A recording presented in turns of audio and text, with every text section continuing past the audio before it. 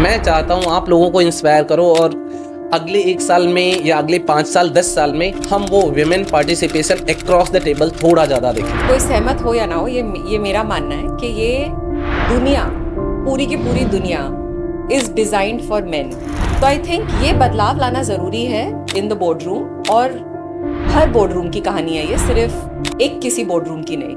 सो मेरा ये मानना है एक जनरल व्यू कि अगर कोई बच्चा फेल होता है या बच्चा अपने करियर में या अपने लाइफ में कुछ अच्छा नहीं कर पाता है या खराब रास्ते पे जाता है तो दुनिया उस बच्चे को तो जरूर बोलती है, बट मैं ये मानता हूँ कि बच्चा तो बाद में फेल होता है, बच्चा तो बाद में गलत रास्ते पे जाता है, उससे पहले उसके माँ बाप कहीं ना कहीं वो फेल हो जाते हैं। शहर छोटा है और उस समय पे था, पर सपने कभी छोटे नहीं थे। और 6 बहनों में सबसे छोटे होने का आई थिंक यही फायदा था कि सिर्फ मेरे नहीं, मेरे पास मेरे से पहले और 5 सपने थे। तो इसीलिए उस छोटे शहर में भी हमें हमारे माता पिता ने ऑलवेज एनकरेज किया, हमेशा प्रोत्साहन दिया कि कुछ बड़ा करो, कुछ बड़ा सोचो, क्योंकि थोड़े से मीडियम्स बढ़ जाते हैं इसके लिए सोचते, अदरवाइज तो वो भी ना सोचे जी। तो आपका ये कैसे था, मतलब जो आपका ग्रेजुएट स्टार्टिंग वाला एजुकेशन का पार्ट था वो कैसा था? तो जैसे कि मैंने आपको बताया, मेरे से आगे मेरी 5 बहनें थीं। हमारे पापा को ये बात पहले से मालूम थी, उन्हें खुद को पढ़ने का बहुत शौक था। उन्होंने आई थिंक 30 साल की उम्र में, क्योंकि जब वो 30 या आई थिंक 35 साल के थे तब कंप्यूटर्स आना शुरू हुए थे, उन्होंने एक्चुअली जाके कंप्यूटर का कोर्स किया ताकि उन्हें कंप्यूटर कैसे चलता है वो मालूम पड़े। अगर एक 35 साल तक एक मेंटालिटी आपको बताई गई है कि नहीं आपको धीरे बात करना है, आपको सबसे पोलाइटली बात करना है, आपको सबको रिस्पेक्ट करना है, आप चिल्ला नहीं सकते हो, आपको गुस्सा है आप रो सकते हो, दैट इज एक्सेप्टेबल, वो होगा कि अरे यार लड़की है तो रो दी चलेगा, बट आप चिल्ला नहीं सकते। तो अगर ये 35 साल तक आपको कूट कूट के भर दिया गया है, चाहे वो सोसाइटी से, चाहे पीयर्स या फैमिली, चाहे जैसे भी, तो वो फिर 35 साल के बाद बोर्ड रूम में जाने के बाद चेंज कैसे होगा? मेरी दीदी ने, मेरी मम्मी ने, मेरे जीजा जी ने कि इतने अच्छे मार्क्स हैं, कुछ आगे करने दो, कुछ बड़ा सोचने दो, बी नहीं हुआ तो देखेंगे, बाद में तो बीकॉम करना ही है, पर एटलीस्ट एक मौका बनता है। वो ना बोलते रहे और लिटरली जब ट्रेन की टिकट कल की है, जब ट्रेन कल जानी है, तो उन्होंने आज रात को बोला कि ठीक है जाओ। तो ये काफी सिमरन मोमेंट था मेरी लाइफ का। जा जी ले अपनी जिंदगी। बिल्कुल। नमस्कार, मैं हूं सर्वेश सिंह और स्वागत है आपका द राइजिंग भारत शो के एक नए एपिसोड में। इस मंच से हम साझा करते हैं ऐसी कहानियों को, ऐसे किस्सों को जो न हमें केवल प्रेरणा देती है बल्कि यह विश्वास दिलाती है कि हमारे सपने, हमारे लक्ष्य और हमारी कामयाबी हमारी किसी भी परिस्थिति से बड़े हो सकते हैं। आज के शो में हमारे साथ एक बहुत ही खास मेहमान है मिस सोनू शाह, जो कि बहुत सारी मल्टीनेशनल कंपनीज के साथ काम कर चुकी हैं और अभी भी एक मल्टीनेशनल कंपनी के साथ काम कर रही है। To name a few, ICC Prudential, spatial global, और अभी एक मल्टीनेशनल कंपनी के साथ बहुत बड़े लीडरशिप रोल पे वो कार्यरत है, जहां पे कि वो साउथ ईस्ट एशिया और साउथ एशिया को लीड कर रही है। सो आइए जानते हैं सोनू जी की कहानी उनकी जुबानी। हाय सोनू, कैसे हैं आप? नमस्ते, मैं बहुत अच्छी हूँ, आप कैसे हैं? नमस्ते, थैंक यू सो मच। आपने अपना काफ़ी बिजी शेड्यूल से एक टाइम निकाल करके दिया, आज भी आप मतलब सीधे एयरपोर्ट से यहाँ पे आ रही है, सो उसके लिए दिल से धन्यवाद आपको। और क्योंकि यह एपिसोड हम वुमेन्स डे के लिए एक स्पेशल एपिसोड कर रहे हैं, तो मेरे सारे ऑडियंस की तरफ से भी आपको एक दिल से आभार। Thank you so much. In fact मैं शुक्रगुजार हूँ कि आपने मुझे यहाँ आने का मौका दिया। आई थिंक ऐसी अपॉर्चुनिटी कभी मिली नहीं है, तो इसीलिए मैं काफ़ी एक्साइटेड हूँ, मैं आपसे बात करने के लिए। सोनू, आप एक छोटे से शहर से आते हैं, छोटा तो नहीं, अभी तो बड़ा हो गया है, हाँ 20 साल पहले जरूर छोटा रहा होगा। सो आप जबलपुर से आती हैं, 6 बहनों में सबसे छोटी रही हैं, तो अगर आपका एक इनिशियल जो अपब्रिंगिंग है उसके बारे में बताएं कि कैसे पली बढ़ी, कहाँ से ये आया करियर एस्पिरेशन, जो कि नहीं मुंबई से फिर कि जो आप अपना एक तरीके से नाम बड़ा करते जा रही है, तो इसके बारे में अगर थोड़ा बताएं। शहर छोटा है और उस समय पे था, पर सपने कभी छोटे नहीं थे। और 6 बहनों में सबसे छोटे होने का आई थिंक यही फायदा था कि सिर्फ मेरे नहीं, मेरे पास मेरे से पहले और 5 सपने थे, क्योंकि जो उन्होंने देखे मैंने भी वो सपने उनके साथ देखे। तो जब तक मेरी हालत मतलब जब तक मुझ पे आया कि मैं अपने सपने देखूं, बहुत बड़े हो गए थे और शहर छोटा पड़ने लगा था। जबलपुर में बहुत कुछ है, ओशो रजनीश वहाँ से हैं। तो लेकिन जब हम देखते हैं, हम बड़े शहरों को ही बोलते हैं कि यही सपनों की नगरी है, जैसे मुंबई यहीं पे है जहाँ पे अपॉर्चुनिटीज़ हैं, मौके हैं आपके सपनों को सच करने के लिए। भारत बहुत बड़ा है और यहाँ इतने लोग हैं, इतना टैलेंट है कि वो छोटे शहरों में ही है, बड़े शहरों में भी है, लेकिन छोटे से बड़े शहर में आना पड़ेगा अगर आपको कुछ बड़ा करना हो तो। हम 6 बहनें एक साथ ही पले बड़े, घर में दादा दादी मम्मी पापा, बहुत ही सिंपल मिडिल क्लास लाइफ थी। सब कुछ था, लेकिन कभी ऐसे नहीं था कि लग्जरी बहुत थी। हमें हर चीज़ के लिए मेहनत करनी पड़ती थी। हमें बचपन से सिखाया गया कि आपको कुछ भी करना हो, आपको उसके लिए मेहनत करनी पड़ेगी। हमें कुछ भी आसानी से भले पॉसिबल हो, पर हमें उसकी वैल्यू सिखाई जाती थी। अगर आप अच्छे से पढ़ाई कर रहे हैं तो आपको स्कूल ट्रिप पे जाने मिलेगा। अगर आप स्पोर्ट्स में कुछ अच्छा कर रहे हैं तो आपको कुछ और मिलेगा। हमें वैल्यू सिखाई गई थी उसकी। तो इसीलिए उस छोटे शहर में भी हमें हमारे माता पिता ने ऑलवेज एनकरेज किया, हमेशा प्रोत्साहन दिया कि कुछ बड़ा करो, कुछ बड़ा सोचो। ओके, सो जो इनिशियल एजुकेशन था वो कैसे था? क्योंकि जो छोटे शहरों में होता है, मैं बार बार हर पॉडकास्ट में वही बोलता हूँ हाँ कि एक ट्रेडिशन चलता है, ट्रेडिशनल जो कंजर्वेटिव एजुकेशन सिस्टम है कि पहले से 8वीं तक तो सोचना ही नहीं है। हाँ। जो पास में नजदीक स्कूल है, खास तौर से लड़कियों को, कि जो एकदम से पास में हो, हाँ वहां पे एडमिशन करा दिया जाता है। आप जी। सर झुका करके जाओ, जी पढ़ने आ जाओ। परिवार अगर थोड़ा सा कह लो कि वेल्दी है, थोड़ा सा वेल टू डू है, तो ट्यूशन लगा दिया जाएगा, जी या आप कोचिंग जा सकते हो। अगर जी। आपको साइकिल चलाने आता है तो आप कोचिंग जा सकते जी। हो, राइट। फिर 9वीं 10वीं में थोड़ा सा ब्रेक, कि साइंस लेना है कि आर्ट लेना है। और उसके बाद 12वीं में ब्रेक, कि नहीं साइंस आर्ट कॉमर्स, क्योंकि थोड़े से मीडियम्स बढ़ जाते हैं, इसके लिए सोचते हैं, अदरवाइज तो वो भी ना सोचे। जी। तो आपका ये कैसे था? मतलब जो आपका ग्रेजुएट स्टार्टिंग वाला एजुकेशन का पार्ट था वो कैसा था? तो जैसे कि मैंने आपको बताया, मेरे से आगे मेरी 5 बहनें थीं। अम, हमारे पापा को ये बात पहले से मालूम थी, उन्हें खुद को पढ़ने का बहुत शौक था। उन्होंने आई थिंक 30 साल की उम्र में, क्योंकि जब वो 30 या आई थिंक 35 साल के थे तब कंप्यूटर्स आना शुरू हुए थे। उन्होंने एक्चुअली जाके कंप्यूटर का कोर्स किया ताकि उन्हें कंप्यूटर कैसे चलता है वो मालूम पड़े। तो उन्हें, हमारे लिए भी यही अरमान थे, यही शौक थे कि हमें अंग्रेज़ी बोलना आना चाहिए। अच्छा। क्योंकि उस समय में अंग्रेज़ी का बहुत महत्व था। तब लोगों को लगता था कि अगर आपको अंग्रेज़ी बोलना आता है, आप दुनिया जीत सकते हो। उस सोच से उन्होंने ये तय किया कि मेरे बच्चों को मैं इंग्लिश मीडियम स्कूल में डालूंगा।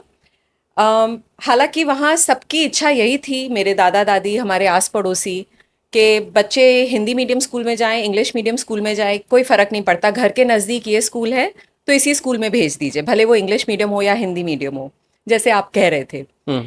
लेकिन क्योंकि मेरे मम्मी पापा दोनों को एडुकेशन की बहुत वैल्यू थी, उन्हें बहुत कीमत थी, वो जानते थे कि अच्छी एजुकेशन से हम क्या क्या कर सकते हैं।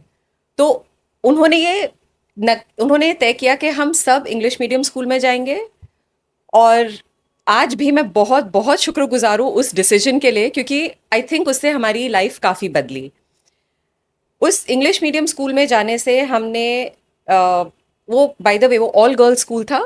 अच्छा। वो कोएड स्कूल नहीं था, वो उनको मंजूर नहीं था। उन्होंने इतना किया कि हम तुम्हें अंग्रेजी मीडियम स्कूल में भेज रहे हैं, लेकिन वो सिर्फ लड़कियों का स्कूल लड़कियों का होगा। और ये भी छोटे शहर वाली ही बात है। Yes yes yes. हाँ। उस स्कूल में जाने से उन्होंने सिर्फ वहाँ पे ख़त्म नहीं किया, उन्होंने ये भी हमें सिखाया कि सिर्फ स्कूल जाने से कुछ नहीं होगा, आपको दुनिया के बारे में सीखना भी पड़ेगा। तो हमारे घर में उन्होंने रोज़ अंग्रेज़ी न्यूज़पेपर सेट किया, सिर्फ हिंदी नहीं। हिंदी न्यूज़पेपर रोज़ आता था जो हमें पढ़ना पड़ता था, ताकि हमें मालूम पड़े कि दुनिया में क्या हो रहा है। इंग्लिश न्यूज़पेपर तब बॉम्बे से जबलपुर आता था, क्योंकि जबलपुर में तब छपता नहीं था, तो वो Yes. एक दिन लेट आता था। तो भले हमें एक दिन लेट की खबरें मिले, लेकिन हम वो अखबार पढ़ के हम हमारी लैंग्वेज पॉलिश करते थे।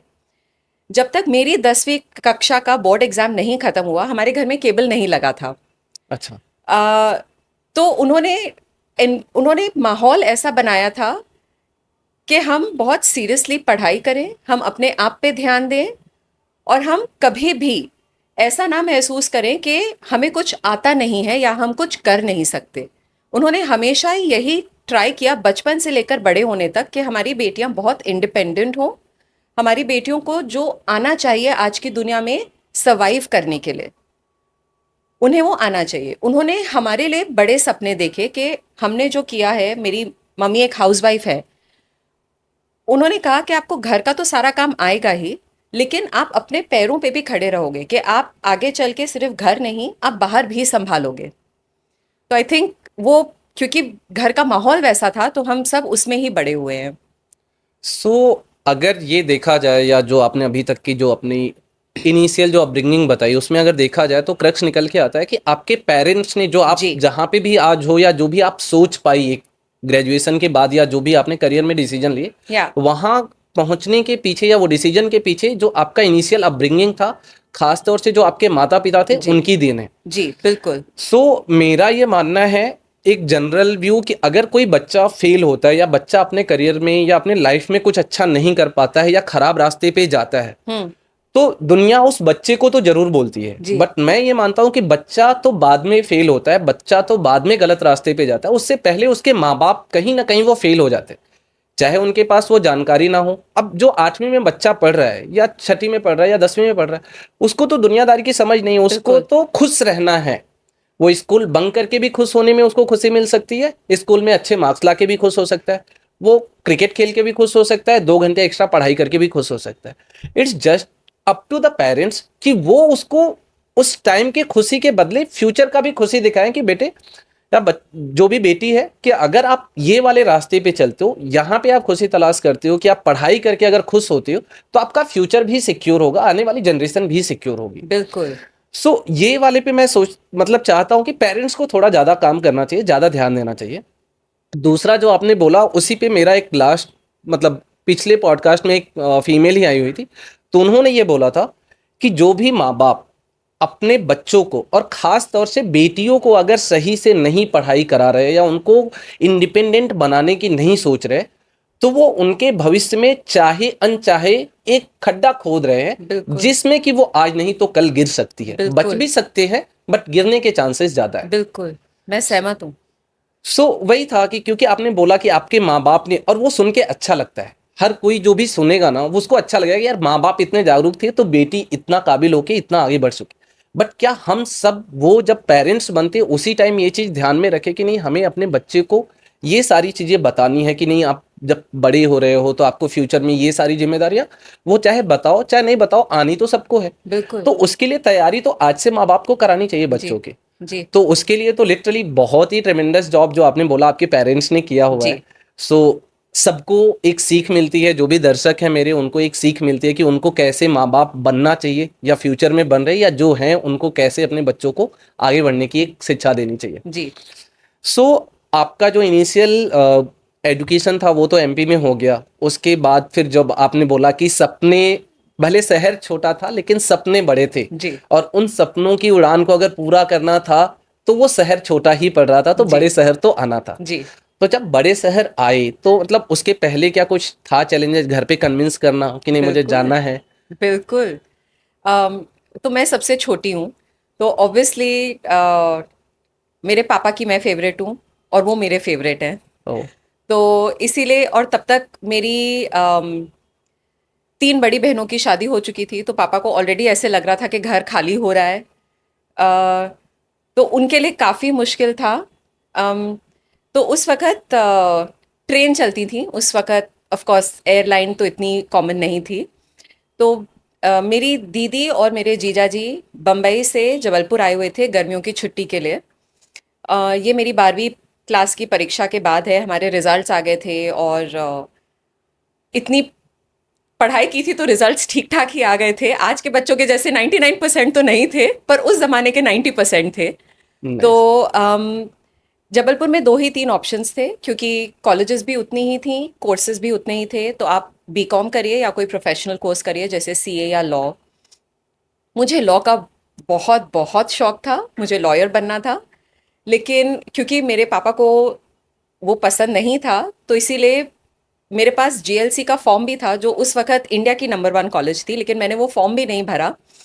अम, लेकिन मुझे ये तो पता था कि मैं बीकॉम नहीं कर सकती हूँ और सिर्फ बीकॉम करके आगे मेरा कोई फ्यूचर नहीं है, यस। क्योंकि बीकॉम सिखाएगा बहुत कुछ, लेकिन वो कुछ हट के नहीं होगा। मैं उसमें फर्स्ट भी आऊंगी, फिर भी मेरे साथ और 180 बच्चे होंगे जिन्होंने बीकॉम ही किया है।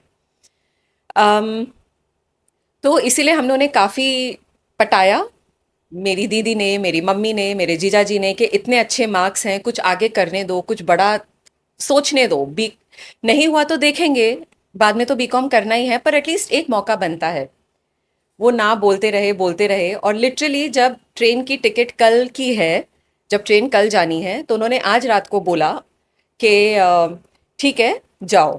तो ये काफ़ी सिमरन मोमेंट था मेरी लाइफ का। जा जी ले अपनी जिंदगी। बिल्कुल। अम, तो मैं गई। इनफैक्ट जैसे मैं आपको बता रही हूँ, ट्रेन की टिकट थी तो हमारे पास, मेरे लिए कंफर्म बर्थ भी नहीं थी, तो हमने 18 घंटे की जर्नी सीट शेयर करके की।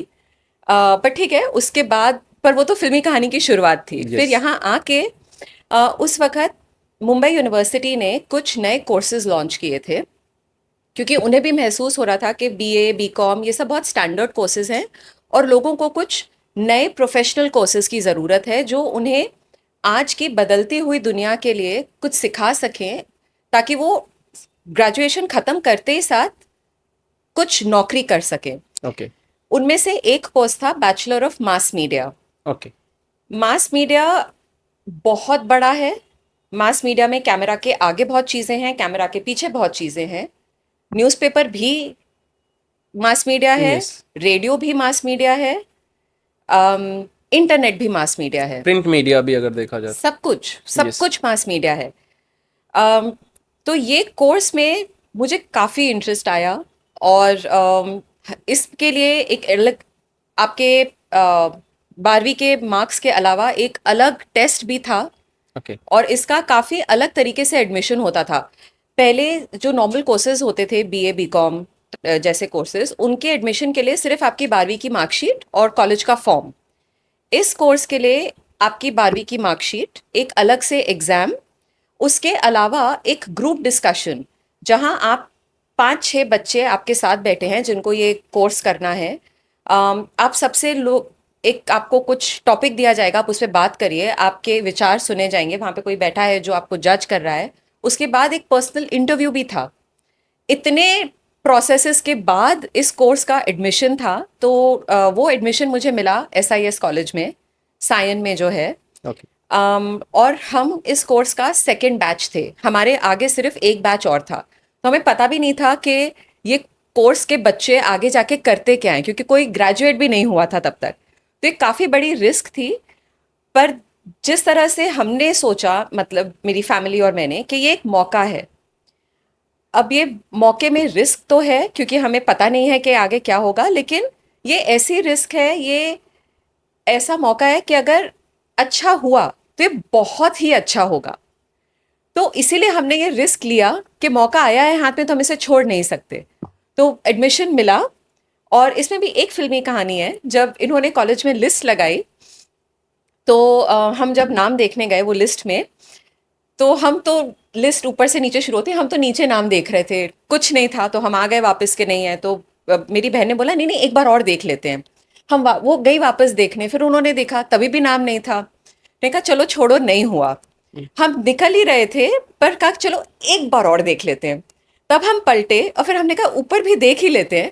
तो हम फर्स्ट लिस्ट के अरे फर्स्ट वाह। नेम थे, और हम सिर्फ नीचे ही ढूंढ रहे थे। ओह। तो हमने सपना देखा, बड़ा सपना देखा, लेकिन हम खुद इतने शॉक्ड हो गए थे कि ये सपना सच हो सकता है। तो आई थिंक वो फर्स्ट पॉइंट था जब हमने रियलाइज किया कि सपने देख रहे हो, उसके पीछे जो मेहनत कर रहे हो, उस मेहनत पे भरोसा करो, क्योंकि फल जरूरी नहीं है कि लिस्ट में नीचे ही नाम आए, आप टॉप ऑफ द लिस्ट भी हो सकते हो। नाइस, इंटरेस्टिंग है। सो जब वहां से आप निकले, ग्रेजुएशन हो गया, क्योंकि आपने बोला कि आइडिया नहीं था, क्योंकि आप सेकंड बैच थे, तो जी। उसके बाद जब पहले आपके सीनियर्स का बैच निकला होगा, हाँ। तो थोड़ा समझ में आया होगा कि क्या हाँ। स्कोप है, क्या कर सकते हैं। हाँ तो उसके बाद की जर्नी अगर थोड़ा बताएं। हाँ, तो ये कोर्स में जो तीसरा साल था फाइनल ईयर, उसमें 2 ऑप्शंस थे कि या तो आप एडवर्टाइजिंग करें या पत्रकारी करें। काफ़ी दोस्तों ने पत्रकारी चुनी, दे बिकेम जर्नलिस्ट्स। लेकिन वहाँ समझ आया कि मेहनत बहुत है, और वो जिस तरह की मेहनत है उस मेहनत के लिए मैं तैयार नहीं हूँ। क्योंकि वो मेहनत है कि आप न्यूज़ के खोज में बाहर निकल रहे हो। अब वो न्यूज़ कुछ भी हो सकती है। आप क्राइम बीट पे हो सकते हो, मतलब आपको अगर कहीं कुछ बुरा हो रहा है आपको जाके रिपोर्ट करना है, कहीं लड़ाई चल रही है, कहीं कुछ और हो रहा है, आपको बेसिकली खतरे वाली सिचुएशंस में खुद को डालना है। वो मुझे मालूम था कि मैं नहीं कर पाऊंगी, तो इसीलिए मैंने जर्नलिज्म तो सोचा भी नहीं कि पत्रकारी मैं नहीं कर पाऊंगी, वो मुझे पता था। लेकिन एडवर्टाइजिंग में मुझे बहुत शौक था, और एडवर्टाइजिंग भी बहुत बड़ा है। वो भी यस। सिर्फ एडवर्टाइजिंग मतलब जो हम टीवी पे एडवर्टाइजमेंट देखते हैं सिर्फ वो नहीं है, उसके पीछे और भी बहुत काम है। उसमें से एक काम है इस बात को चुनना कि आपकी एड कौन से मीडिया में जाएगी। आपकी एड स्टार प्लस पे जाएगी, या आपकी एड टाइम्स ऑफ इंडिया पे आएगी, या आपकी एड फेसबुक और मेटा पे जाएगी। वो करने में भी बहुत गणित है, बहुत साइंस है, और बहुत विज्ञान है। मुझे उसमें बहुत इंटरेस्ट था जब हमने एडवर्टाइजिंग पढ़ना शुरू किया, और वो मुझे उसमें इतना इंटरेस्ट था कि मैंने वो बहुत मेहनत से पढ़ाई की, दिल से पढ़ाई की। और जब कॉलेज ख़त्म हुआ और वापस रिजल्ट्स आए, तो मैं कॉलेज में फर्स्ट आई, और मैं मुंबई यूनिवर्सिटी की भी टॉपर थी, मैं उनकी मेरिट लिस्ट में थी। तब दूसरी बार रियलाइज़ हुआ कि लिस्ट में ऊपर भी नाम ढूंढ सकते हैं, क्योंकि हमने मेहनत की है उसके अब लिए। आदत लग चुकी थी, दूसरी बार हो गया तो ये एक्सीडेंटल नहीं है, अभी तो हैबिट है। हाँ, अब कॉन्फिडेंस आ रहा था थोड़ा थोड़ा। ओके। सो फिर उसके बाद जैसा कि मैंने हाँ। पढ़ा आपका, हाँ। तो जब आपने टॉप किया उसी के आसपास आपके डैड का भी हाँ। आप एक्सपायर हुए हाँ। अनफॉर्चुनेटली। हाँ। सो उसके बाद का, क्योंकि एक बार होता है कि जिसने वहां तक भेजा या हाँ। जहां तक आप पहुंचे हो, हाँ। और वहां पे वो रिजल्ट बताने के लिए हाँ। भी वो इंसान नहीं है, तो हाँ। एक थोड़ा सा हार्ट ब्रेक होता है। बिल्कुल। और क्योंकि आप सबसे छोटी थी, डैड के सबसे करीब थी, और माँ अभी है, तो वो उस टाइम पे क्या दिमाग में चला, और फिर कैसे आपने उसको ओवरकम किया, कैसे फैमिली ने सपोर्ट किया, सबने एक हाँ। दूसरे को कैसे दिलासा दिया? हम्म। तो एक, क्योंकि थोड़ा सीरियस है तो इसको हम पहले थोड़े फनी से शुरू करेंगे। अनफॉर्चुनेटली मेरे पिताजी को ये तो पता था कि मैं कॉलेज में ठीक ठाक पढ़ाई कर ही ले रही हूँ, फर्स्ट आ रही हूँ, सेकंड आ रही हूँ, लेकिन क्योंकि वो कोर्स इतना नया था, और वो जो वो करते थे उसके दायरे से इतना बाहर था, कि उन्हें आखिर तक शायद मेरे कोर्स का नाम भी नहीं पता था कि बेटा हाँ आप एडवर्टाइजिंग में कुछ कर रहे हो। उन्हें ये नहीं पता था कि मैं बैचलर ऑफ मास मीडिया पढ़ रही हूँ। तो आई थिंक सैटरडे को शनिवार को मेरी आखिरी एग्ज़ाम थी, और मंगलवार, उसके आने वाले मंगलवार को उनका देहांत हुआ। और उस वक्त वो जबलपुर में थे और हम बॉम्बे में थे, तो तुरंत हम मिल भी नहीं पाए, काफ़ी टाइम निकल गया। तो वो एक चीज़ है अबाउट लॉस, कि कितना भी समय निकल जाए, लॉस लॉस ही होता है। यस। और losing a parent is never easy. लेकिन ठीक है, उम्र है, हम सीखते हैं बड़े होके। तो हमने सीखा कि एक दूसरे के सहारे के साथ, फैमिली के साथ, आई थिंक एक जो बहुत बड़ा इम्पैक्ट होता है, जो बहुत असर होता है इन चीज़ों का, वो है कि एज अ फैमिली, एक परिवार और नज़दीक आ जाता है एक दूसरे से। एटलीस्ट हमारे साथ वैसे ही हुआ। हम, जैसे कि मैंने आपको बताया, हम 6 बहनें हैं, तो सबके हस्बैंड्स भी हैं, सबके पति भी हैं, सबकी अपनी अपनी फैमिलीज भी हैं। लेकिन हम और नज़दीक आ गए। हम सब बॉम्बे शिफ्ट हो गए, हम मम्मी दादी सब यहाँ आ गए। और उस वक्त सबका बहुत सपोर्ट था। बॉम्बे आना कोई आसान काम नहीं है, नहीं। लेकिन जीजा जी हमारे, उन्होंने सब ने दे ओपन, उन्होंने अपना घर, उन्होंने अपने दिल सब हमारे लिए खोले। हमारे पास घर नहीं था जब हम बॉम्बे आए, तो हम उनके साथ रहते थे। अम, और मेरी दादी बेड रिडन थी, वो काफ़ी बीमार थी, और उनको 24 घंटे सेवा की ज़रूरत थी। हमने सब कुछ किया। और ये सिर्फ, और जब मैं हम बोल रही हूँ, मैं हमारी पूरी फैमिली की बात कर रही हूँ। हम सब बहनें, हम सब जीजा जी, उनके बच्चे भी थे, सबकी अपनी अपनी फैमिलीज थी। लेकिन ये जो सपोर्ट होता है, ये जो सहारा होता है, एक साथ आना, एक परिवार का जुड़ना, ऐसे समय पे आपको एक बहुत बहुत रियलाइज होता है इसकी वैल्यू, इसकी इम्पोर्टेंस के कितना ज़रूरी है। तो आई थिंक वो बहुत अच्छा आउटकम था, जो भी अनफॉर्चुनेट सिचुएशन थी उसका। ये बहुत ही मैं आज भी भगवान को बोलती हूँ कि आपने कुछ लिया लेकिन आपने बहुत कुछ दिया। अम, तो हाँ, खराब लगा कि पापा नहीं है, वो नहीं देख पा रहे हैं कि क्या हो रहा है। अम, लेकिन लेकिन ठीक है, लाइफ चल रही थी, उससे कुछ प्लान्स चेंज करने पड़े। जैसे कि मेरी इच्छा थी कि मैं अब्रॉड जाके पढ़ाई करूं, मैं इंडिया से बाहर पढ़ाई करूं। कुछ यूनिवर्सिटीज़ थी, कुछ कोर्सेज थे जो मैंने ढूंढ के रखे थे, क्योंकि जैसे कि आपने कहा अब आदत लग गई थी फर्स्ट आने की, तो अब मुझे कुछ और बड़ा करना था। अम, पर क्योंकि अब हालात बहुत बदल चुके थे, क्योंकि अम, कुछ भी बोलिए अब, क्योंकि वो मेरे पापा ultimately source of income, yes yes. Finances, सबसे बड़ा जो सोचने का है वो उसके बारे में काफ़ी सोचना पड़ा। तो ठीक है, पर फॉरेन जाके नहीं पढ़ पाए। पर फिर मैंने कहा कि अगर मुझे इंडिया में ही रह के पढ़ना है तो इट्स नॉट अ, मतलब इतनी कोई खराब बात नहीं है। इंडिया में भी बहुत अच्छी यूनिवर्सिटीज़ हैं, वर्ल्ड क्लास कॉलेजेस हैं, जो दुनिया में सबसे अव्वल माने जाते हैं, वैसे कॉलेजेस हैं। तो इसीलिए फिर मैं माइका गई, जो अहमदाबाद में है, जो सिर्फ इंडिया का नहीं लेकिन एशिया का नंबर वन कम्युनिकेशंस और मीडिया का कॉलेज है पोस्ट ग्रेजुएशन के लिए। और उधर के लिए मैंने तैयारी शुरू की, तो कैट के लिए पढ़ना शुरू किया। उस टाइम पे जबलपुर बॉम्बे के बीच में थोड़ा ऊपर नीचे कर रहे थे, क्योंकि वहाँ पे सब समेटना था, सब यहाँ शिफ्ट करना था। कैट दिया, माइका में वापस एडमिशन हुआ। तब एक्चुअली पहली बार लाइफ में थोड़ा सा डर लगा, क्योंकि एकदम असली फॉर्म में घर से बाहर अब पहली बार निकल रहे थे। और अब पापा नहीं थे कि कुछ भी होए कि आप फ़ोन कर सकते हो कि प्लीज़ हेल्प मी, मुझे मदद चाहिए, ये गड़बड़ हो रही है।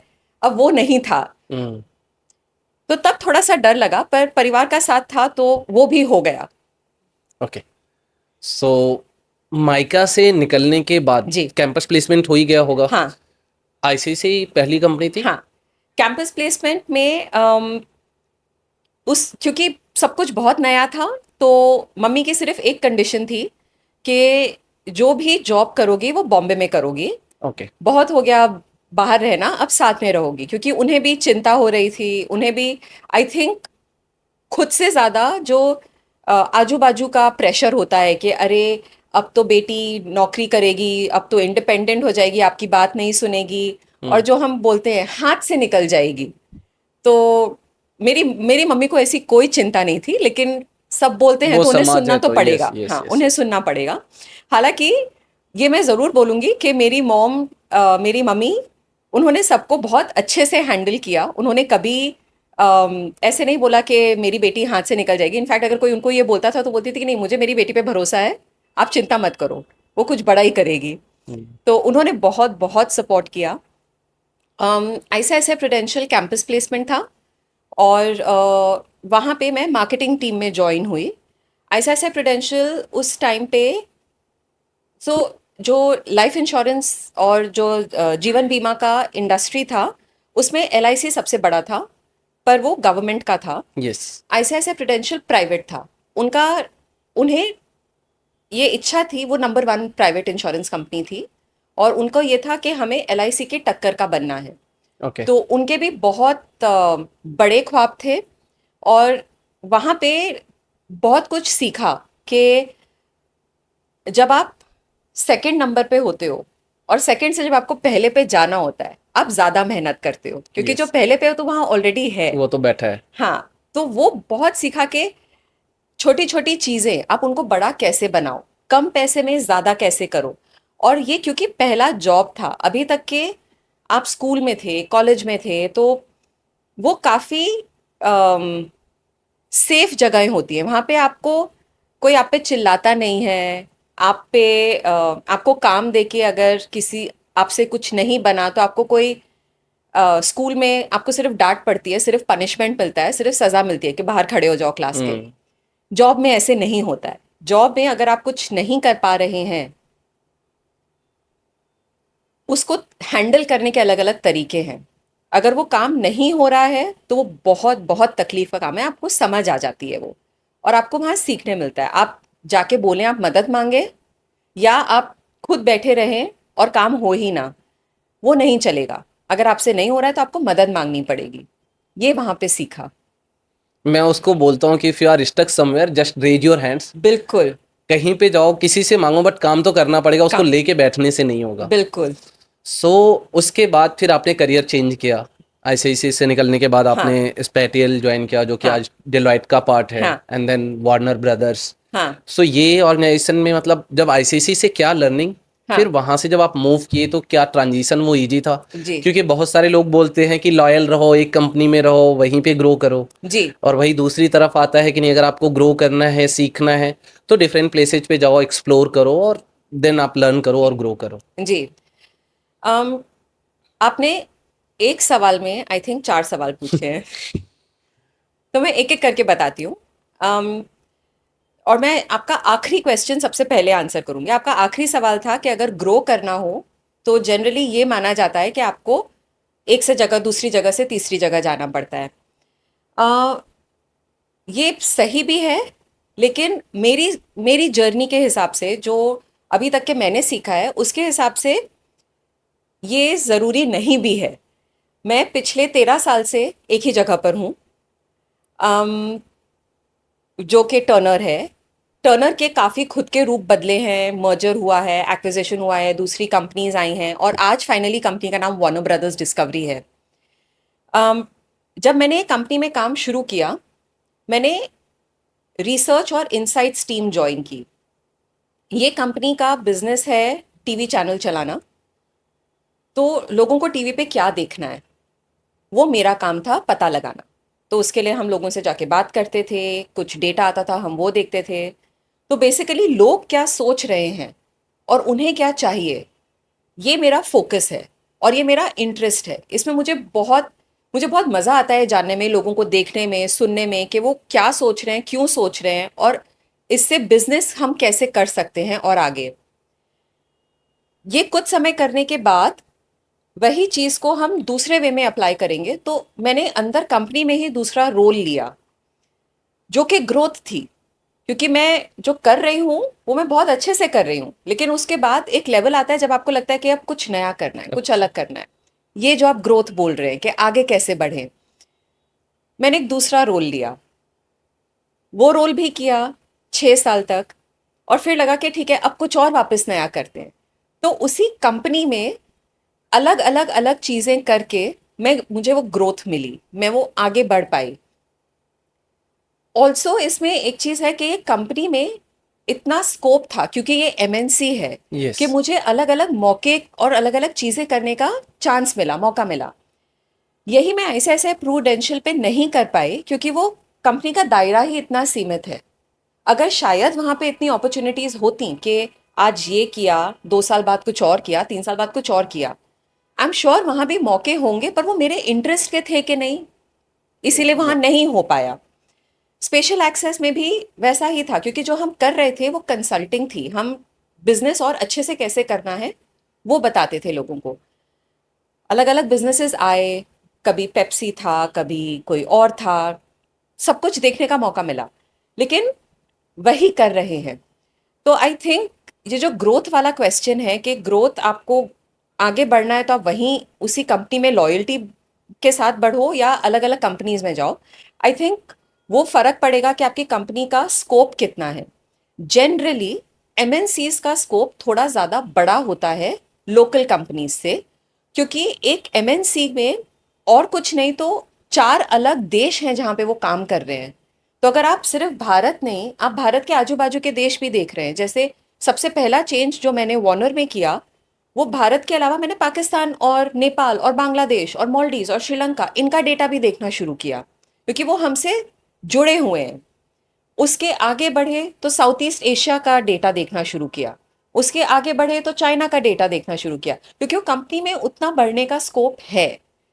तो आई थिंक ये ग्रोथ अपने आप आती गई, इसमें सीखते गए, क्योंकि अल्टीमेटली जो लोगों की सोच है, जो मेरा इंटरेस्ट है कि लोग क्या सोच रहे हैं, उन्हें क्या देखना है, उन्हें क्या करना है, वो ज्यादा करके सेम ही रहता है, वो ज्यादा बदलता नहीं है। उसमें फर्क आता है कि ठीक है, अगर आप चाइना के हो तो आपको कुछ चाइनीज में देखना होगा, लेकिन अल्टीमेटली आपको लव स्टोरी देखनी है। शाहरुख खान सबको देखना है। सो जो आपका अभी का करेंट रोल है वो काफी बड़ा है अगर देखा जाए तो, हाँ। क्योंकि जो आपने बोला इंडिया, पाकिस्तान, नेपाल, बांग्लादेश, श्रीलंका, जो साउथ एशिया है, and then south east Asia जहाँ पे थाईलैंड एंड अदर कंट्रीज आ जाते हैं। हाँ। सो क्या डाइवर्सिटी आप देखते हो in terms of thought processes? हाँ। वो दोनों साइड से मैं पूछ रहा हूँ, जो कंज्यूमर है और जो आप जहां बैठे हो, जो मैनेजमेंट कोर ग्रुप है। हाँ। अब फीमेल सेंट्रिक क्वेश्चन थोड़े से मैं पूछूंगा, रीजन बिंग की वुमेन्स डे स्पेशल है। हाँ जी। मैं चाहता हूं आप लोगों को इंस्पायर करो और अगले 1 साल में या अगले 5 साल 10 साल में हम वो women participation across the table थोड़ा ज्यादा देखें। बिल्कुल। तो जब आप कंटेंट डिसाइड करते हो तो वहां पे जो रिसर्च होता है, क्या वो 50-50 होता है कि फीमेल और मेल का जो एक तरीके से सैंपल जो बोलते हैं वो इक्वली लिया जाता है, या वो देखा जाता है कि डोमिनेशन कहाँ पे कैसा है, और दूसरा इस साइड में कैसे लोग डिसाइड करते हैं? तो पहले तो मैं आपको बताऊं, कोई सहमत हो या ना हो, ये मेरा मानना है कि ये दुनिया, पूरी की पूरी दुनिया इज डिजाइन्ड फॉर मेन। पूरी की पूरी दुनिया इस हिसाब से बनाई गई है कि कोई भी चीज़ पुरुष को ज़्यादा कंफर्टेबल कैसे हो, एंड ऑलवेज फीमेल्स और औरतें सेकेंडरी हैं। ये दुनिया का डिज़ाइन है, स्ट्रक्चर है। जब हम काम करते हैं, बोर्डरूम में भी देखते हैं, बोर्डरूम में भी, और ये सिर्फ मेरी कंपनी नहीं है, ये दुनिया भर की सारी कंपनीज हैं, जहाँ पे जैसे जैसे ऊपर जाते जाते हैं, भले 50 औरत और 50 मैन ने कंपनी एक साथ शुरू की हो, जब तक हम ऊपर पहुँचते हैं, जब 10 लोग बचते हैं, 8 मैन होते हैं, शायद 2 विमेन होती हैं, 2 औरतें होती हैं, 8 आदमी ही होते हैं। तो ये दुनिया का ऐसे ही चल रही है दुनिया। और आप जो बोल रहे हैं आज से 5 साल 10 साल बाद, आई होप ये ज़रूर बदले। जब हम कुछ भी डिसीजंस लेते हैं, जब हम कुछ भी एज अ, और सिर्फ हम नहीं, जब कोई भी डिसाइड करता है कि उन्हें क्या करना है, आपको आपका मार्केट देखना पड़ेगा। क्योंकि देखिए, आप कुछ भी बोलिए, हम अगर ये काम कर रहे हैं, हम ये काम पैसे बनाने के लिए कर रहे हैं, कंपनी को पैसे चाहिए, यस, हम सब उसी के लिए मेहनत कर रहे हैं, हमारी सैलरीज उसमें से आ रही हैं, हमारी तनख्वाह वहां से आ रही है। अब अगर कुछ ऐसा है जो हर कोई देखता है, ऑब्वियसली उसमें नंबर ज़्यादा आएंगे, हमें वो ज़्यादा पसंद आएगा और उसमें से पैसे ज़्यादा बनेंगे। अब वो मेल्स के लिए हो कि फीमेल्स के लिए हो कि बच्चों के लिए हो, जो भी है वो चलता है, वो हम चलाते हैं। तो कार्टून नेटवर्क पे भी हम कुछ चलाएंगे, हम पोगो पे भी कुछ चलाएंगे, हम सब जगह चलाएंगे। कंपटीशन है, निक है, वाईकॉम है, सब जगह सब वैसे ही डिसाइड करते हैं कि जो बच्चों को पसंद आ रहा है उन्हें वही दिखाओ, जो बड़ों को पसंद आ रहा है उन्हें वही दिखाओ। इसके लिए डेटा आता है, डेटा देखते हैं, थोड़ी थोड़ी मेहनत करते हैं, एक्सेल शीट चलाते हैं, कंप्यूटर चलाते हैं। लेकिन आई थिंक जो तकलीफ है, जहाँ हम चेंज ला सकते हैं, जहाँ हम बदलाव ला सकते हैं, वो जैसे कि मैंने आपको कहा, वो हम बोर्ड रूम में ला सकते हैं। औरतों को डिसीजंस और फैसले लेने की उस पोजीशन में डालना ज़रूरी है, उन्हें लीडरशिप में, कि अगर कंपनी की सीईओ हो तो वो लीडर, वो सबसे उच्च स्थान पे एक लेडी बैठी हो, एक आदमी ने। बहुत रिसर्च करी है इसके बारे में भी, और काफ़ी बार ये होता है कि औरतें अपने आप को सिकोड़ लेती हैं, सिमट लेती हैं वो बोर्ड रूम में भी। क्योंकि अगर हम ज़ोर से ऊंची आवाज़ में बात करें, या हम कुछ गुस्से से बोलें, वो एक्सेप्टेड नहीं है। क्योंकि फीमेल फॉर्म मदर का फॉर्म है, तो वो हमेशा अच्छे से, शांति से, प्यार से बात करे। लेकिन वही चीज़ अगर कोई आदमी ऊंची आवाज़ में बात करे या कुछ बोले, वो ज़्यादा एक्सेप्टेड है। तो आई थिंक ये बदलाव लाना ज़रूरी है इन द बोर्ड रूम, और हर बोर्ड रूम की कहानी है ये, सिर्फ एक किसी बोर्ड रूम की नहीं। बट जो मेरा मानना है, थोड़ा सा कंट्राडिक्टरी तो नहीं बोलेंगे, बट यस, उसी थॉट का पार्ट है कि बोर्ड रूम में तो चीजें बाद में जाती है। मतलब आप बड़े होते हो, आप पलते हो, बढ़ते हो, फिर हम्म, ग्रेजुएशन करते हो, हम्म, तब जाके आप बोर्ड रूम में जाते हो। मतलब जी ऑलमोस्ट बोर्ड रूम में पहुंचने के लिए आप 30-35 अच्छे साल आप खर्च करते हो, बिल्कुल 35 साल, 40 साल। जी। अब अगर एक 35 साल तक एक मेंटालिटी आपको बताई गई है कि नहीं, हम्म, आपको धीरे बात करना है, हम्म, आपको सबसे पोलाइटली बात करना है, आपको हाँ, सबको रिस्पेक्ट करना है, आप हाँ, चिल्ला नहीं सकते हो, आपको हाँ, गुस्सा है, आप रो सकते हो, हाँ, दैट इज एक्सेप्टेबल। वो होगा हाँ, कि अरे यार लड़की है तो रो दी चलेगा, हाँ, बट आप चिल्ला नहीं सकते हो। हाँ, तो अगर ये 35 साल तक आपको कूट कूट के भर दिया गया है, हाँ, चाहे वो सोसाइटी से, चाहे हाँ, पीयर्स या फैमिली, हाँ, चाहे जैसे भी, हाँ, तो वो फिर 35 साल के बाद बोर्ड रूम में जाने के बाद चेंज कैसे होगा? हाँ। तो इसके लिए जो आपने सबसे शुरू में बोला था, मैं उस पे वापस जाऊंगी। एज बच्चों के जब माँ बाप हैं, चाहे लड़का हो चाहे लड़की हो, आपको उन्हें सबसे पहली चीज जो सिखानी है, ऑफ कोर्स आपको उनको मौके देने हैं। पहले तो जी। आपको ये बिल्कुल ही करना है कि आप जो भी आप उनको सबसे अच्छे में अच्छा दे सकते हो, एजुकेशन, अपॉर्चुनिटीज, जो आप उन्हें वो सब दो। पर आपको उनको एक चीज और साथ में सिखानी है कि उन्हें अपना ध्यान रखना है। खुद का ध्यान रखना मतलब खुद के लिए खड़े होना, खुद के यस। लिए जवाब देना, जवाबदारी लेना। स्कूल में आपकी किसी से बहस हो गई, किसी ने आपको डांटा मारा, आप रो के घर वापस जाओ, कोई बात नहीं। लेकिन अगले दिन सोच के समझ के वापस आओ और उसको आगे बात को खत्म करो कि मैं, किसी ने मुझे बोला ये गलत था, ये ठीक नहीं था। आप उनको जाके ये बोलो कि ये ठीक नहीं था, आपको ये मुझे नहीं बोलना चाहिए था, आपके बोलने से मुझे ये लगा, ये खराब था। बचपन से जब आप ये सीखोगे, बड़े होके आपको चिल्लाने की जरूरत पड़ेगी भी नहीं। और जब कोई चिल्लाएगा तो आप उनको भी बोल पाओगे कि चिल्लाने की बात नहीं है, शांति से काम हो सकता है। पर ऑफ कोर्स अगर अनफॉर्चुनेटली 30-35 साल तक आपने सीखा है कि चिल्लाकर काम होता है, और आप लड़के हो तो आपका चिल्लाना ठीक है, आप लड़के हो तो आपका चिल्लाना ठीक नहीं है, अगर आपने यही सीखा है, तो अब मैं जाऊंगी मेरे पहले जॉब पे। आपको पहला जॉब बहुत कुछ सिखाएगा, ऑफ कोर्स मदद मांगना भी सिखाएगा। लेकिन अगर आपने 35 साल तक नहीं सीखा है खुद के लिए खड़े होना, तो पहले जॉब में सीखो।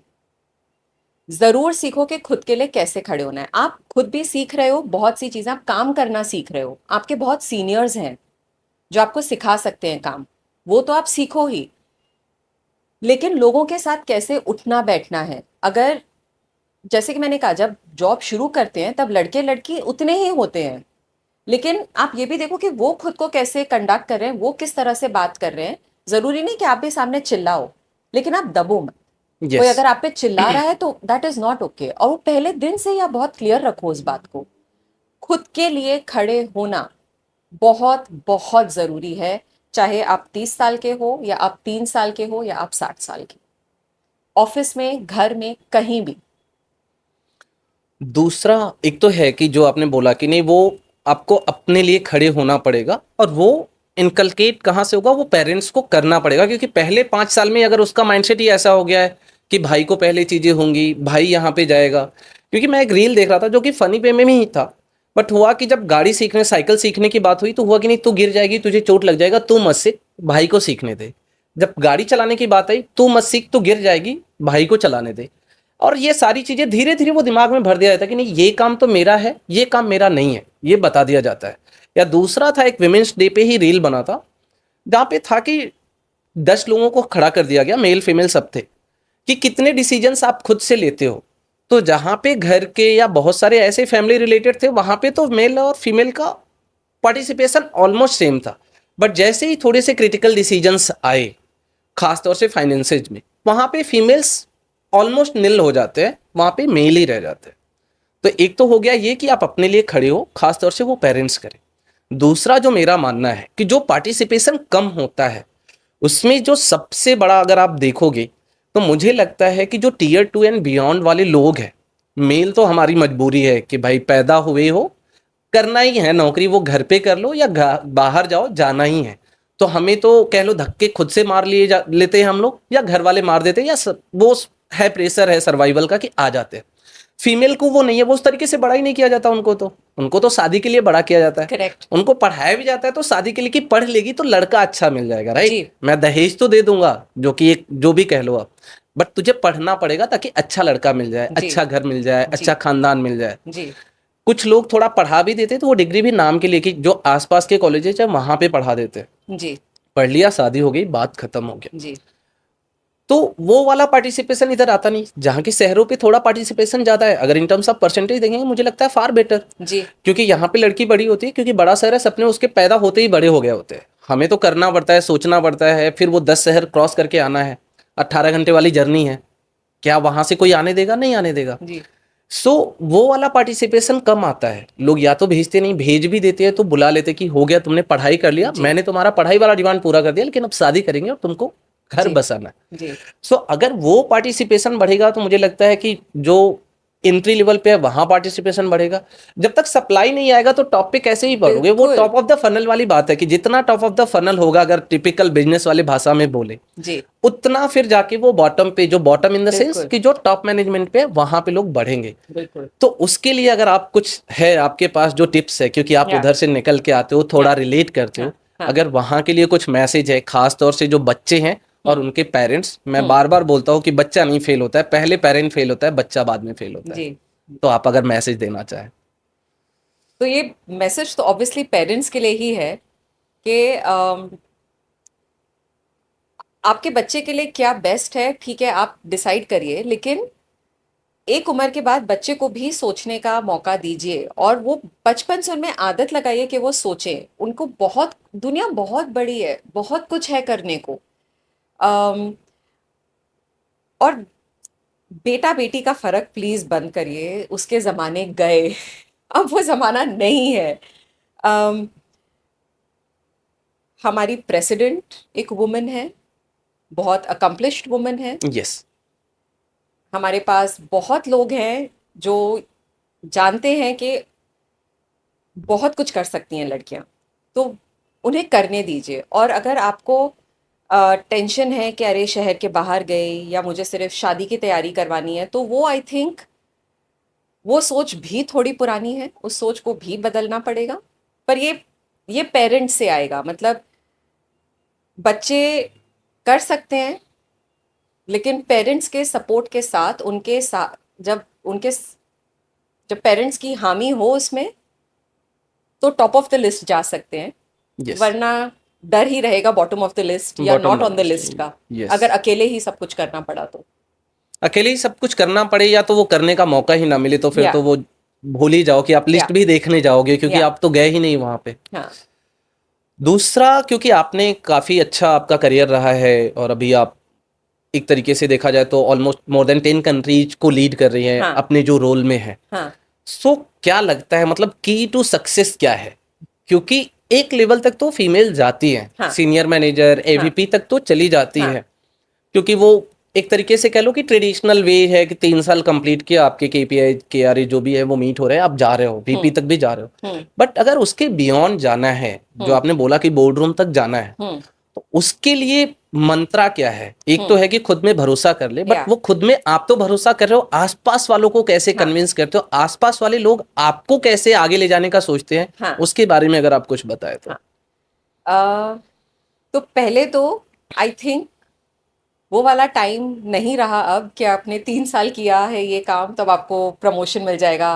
अब वो टाइम अब नहीं है। शायद अब नहीं है। हाँ, अब जब तक आप प्रूव नहीं कर रहे हो, जब तक अपने आप को साबित नहीं कर रहे हो, आपको प्रमोशन नहीं मिलेगी।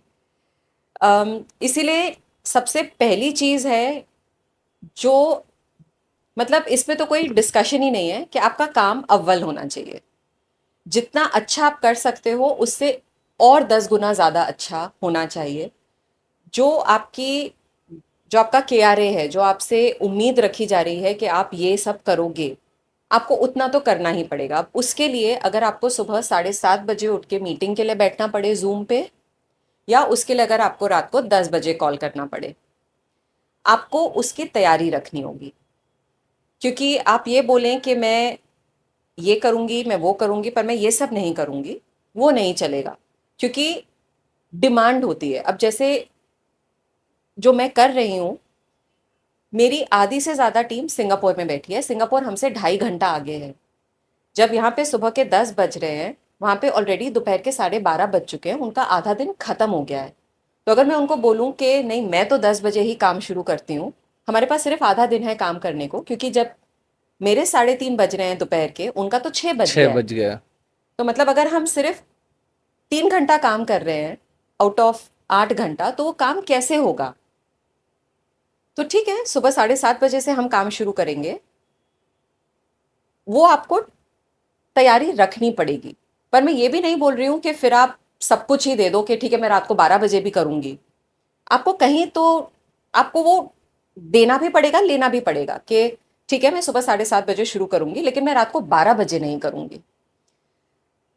तो वो मेहनत करनी पड़ेगी फॉर श्योर। उसके लिए उस मेहनत का कोई भी दूसरा सब्स्टिट्यूट नहीं है कि मेहनत छोड़ के अगर आप सोचे कि मैं कोई शॉर्टकट कर लूँ, वो नहीं चलेगा। नहीं चलेगा। तो वो सबसे नंबर 1 है मैनेज करने के लिए।